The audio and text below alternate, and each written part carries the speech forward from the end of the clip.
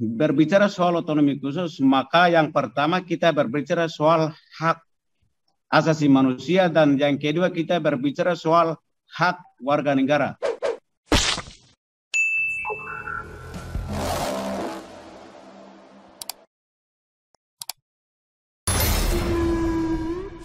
Yang pertama, saya ingin sampaikan, saya adalah seorang yang menulis tentang skripsi saya tentang otonomi khusus, perspektif keadilan bermartabat.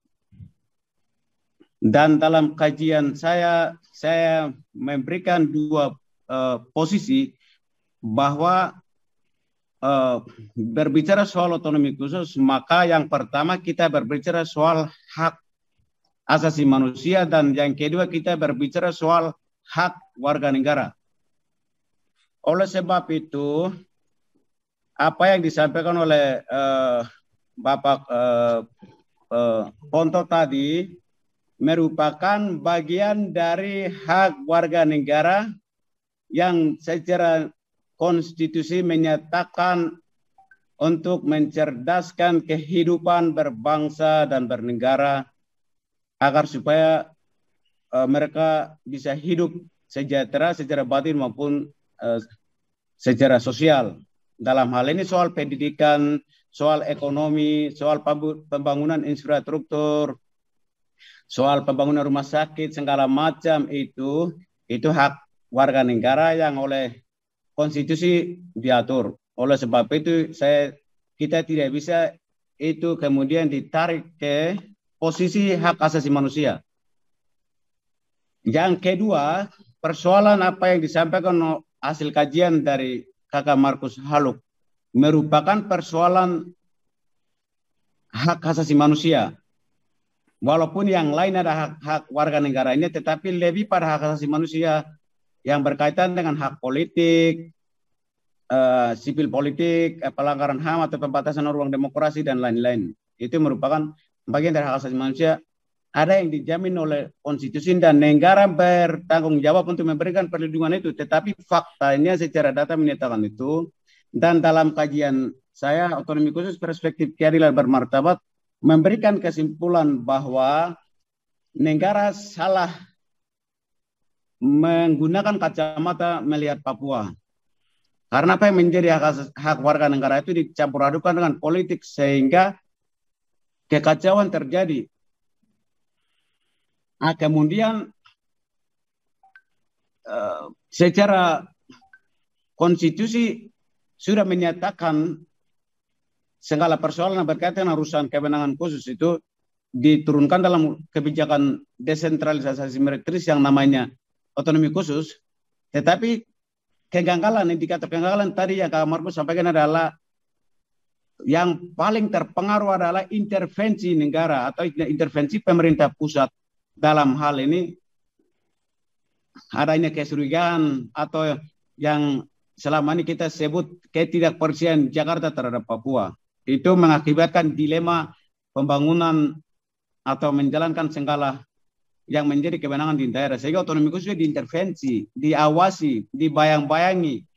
Jadi kacau di situ pengelolaannya. Kalau kita kembali pada konteks hak asasi manusia ini, kembali lagi kepada Undang-Undang Nomor 21 Tahun 2001 yang kini berubah Undang-Undang Nomor 2 Tahun 2021.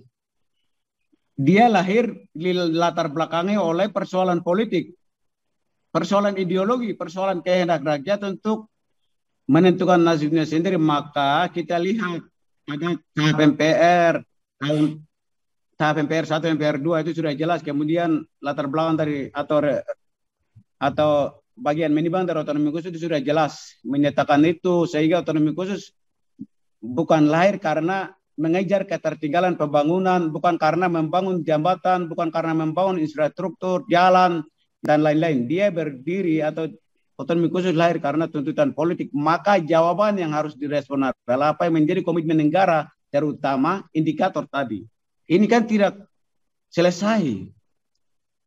4 akar persoalan yang direkomendasikan melalui LIPI itu kepada pemerintah yang sampai hari ini belum pernah ada pembahasan Itu indikator yang paling terakhir kan soal kesejahteraan. Dan itu komitmen konstitusi, sehingga silakan negara laksanakan itu sebagai janji. Tetapi persoalan hak sipil politik, dugaan pelanggaran HAM, diskriminasi dan marginalisasi yang sampai hari ini kita ada ini kan persoalan yang tidak pernah dipikirkan oleh negara. Kalau konstruksi negaranya kita bangun Papua dengan cara-cara seperti ini, menyampaikan argumentasi logis, seharusnya menyampaikan argumentasi yang logis, tapi ternyata materi hari ini membuktikan, ya saya sangat sedih dengan apa yang disampaikan oleh Bapak yang saya hormati, Pak Ponto tadi. Jadi pertanyaan saya dalam hati tadi, kalau beberapa referensi itu terbitannya media Yubi dan media Suara Papua dan beberapa media yang selama ini intelijen dan teman-teman intelijen dan BIN menuding media-media separatis, tapi kok hal ini diambil dari sumbernya itu, kan aneh itu. Ya saya kira mungkin ada sih yang harus dibicarakan, tapi mungkin Pak sengaja tidak mau hendak mengambil. Tapi kalau memang itu bagian dari keberhasilan otonomi khusus, keberhasilan yang mana? Karena soal pendidikan, soal pembangunan, soal kesejahteraan, soal pembangunan gedung rumah sakit, gedung sekolah, siapan tenaga guru dan lain-lain itu tanggung jawab konstitusi. Tanggung jawab Undang-Undang Dasar 1945 pasal 31 ayat 1 agar supaya atau demi mencerdaskan kehidupan bangsa dan negara, dan itu tidak bisa mengkaitkan dengan urusan lahirnya otonomi khusus. Entah ada undang-undang otonomi khusus atau tidak, itu wajib bagi negara untuk melaksanakannya. Soal hari ini otonomi khusus itu hadir karena persoalan integrasi bangsa yang jadi persoalan, kemudian adanya gerakan pemisahan diri, adanya proses penyelesaian pelanggaran HAM yang secara fakta pasal 45, 46, 47 itu tidak terlaksana, Pak. Soal penyelesaian pelanggaran HAM, pembentukan Komisi Kebenaran dan Rekonsiliasi, harus ada kekuatan hukum, ketetapan presiden untuk pembentukan Komisi Kebenaran dan Rekonsiliasi. Tetapi kan tidak dilaksanakan itu. Apa, kenapa, dan mengapa itu tidak dilaksanakan kalau mau serius selesaikan persoalan Papua?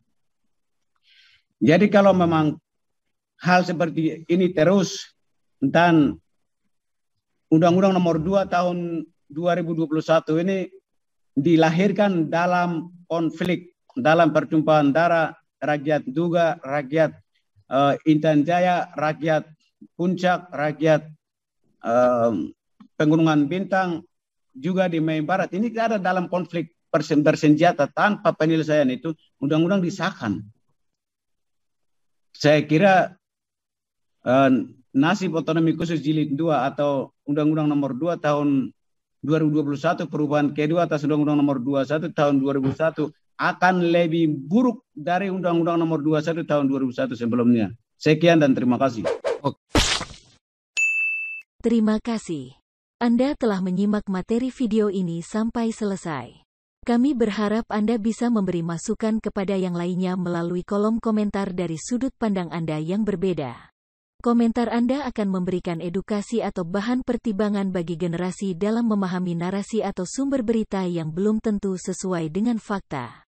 Tapi sebaiknya bagi Anda yang belum subscribe, silahkan subscribe terlebih dahulu supaya komentar Anda tidak terbaca spam. Dan bagikan link video ini ke media sosial lainnya supaya teman Anda bisa berbagi pengalaman bersama kita. Terima kasih. Dan enjoy saja bersama Sodron Channel.